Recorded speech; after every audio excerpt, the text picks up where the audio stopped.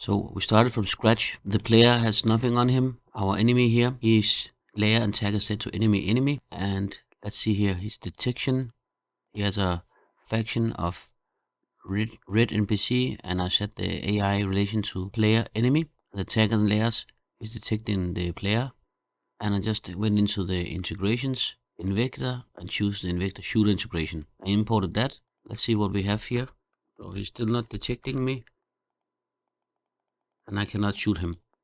We don't have setting up your own AI with Invector. So I'm following this from the tutorial on the integration. Let's see here, Invector AI bridge. So we need, according to the documentation on the mob boss here, we need an Invector AI bridge, this one. And let's see here. Now with this Invector AI bridge added, let's see what we have. This is the one that will take damage. Yeah, he's taking damage.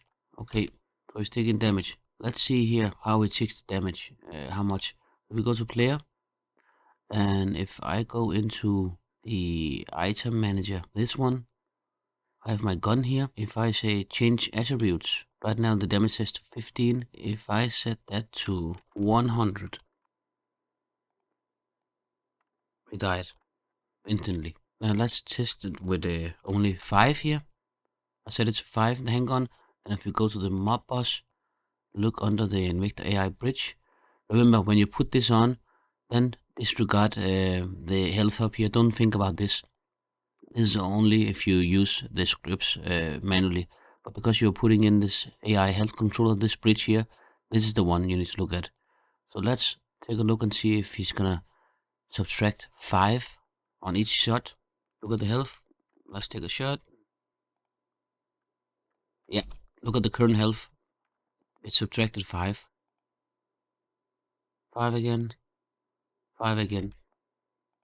Okay, that works. And of course, it's important that on your player, on your shooter manager, that on the damage layer, you have set damage layer including enemy. That's very important. Now, we want him to also damage us and detect us. So on our player, let's add in the Invector bridge.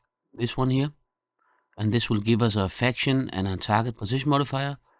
So let's do the target position modifier first. In here, 3D model, armature. We just check the hips. And let's see here. For the faction, remember to set him to player. And then these on take damage and on def, you don't need those right now. Let's see what we have now with this Invector player bridge added and the faction set to player and setting up target position modifier. Let's take a look if he can detect us. Yes, he does, and he shoots at us.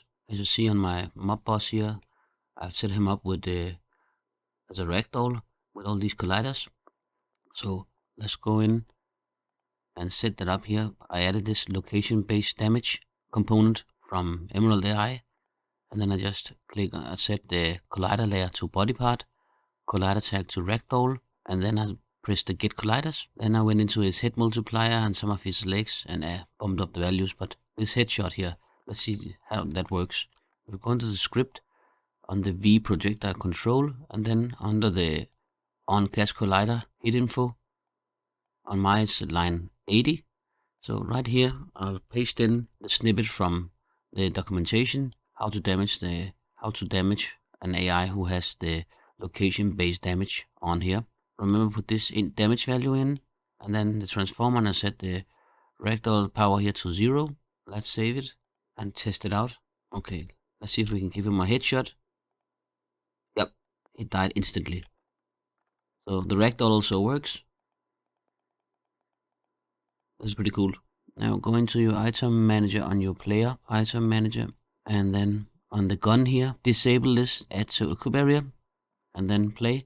So it starts without guns. We want to test out the melee, the hand. See how that works, if it takes damage. Yes, it does take damage as well. In order to see how much we take damage from the mob here, let's go into his combat weapon, the bullet projectile here. It is set to, let me see, yeah, it is set to base amount 10. So let's just say 50. So with 2 shots, he should kill us. So this is here where you set how much damage you will take from the shooter AI.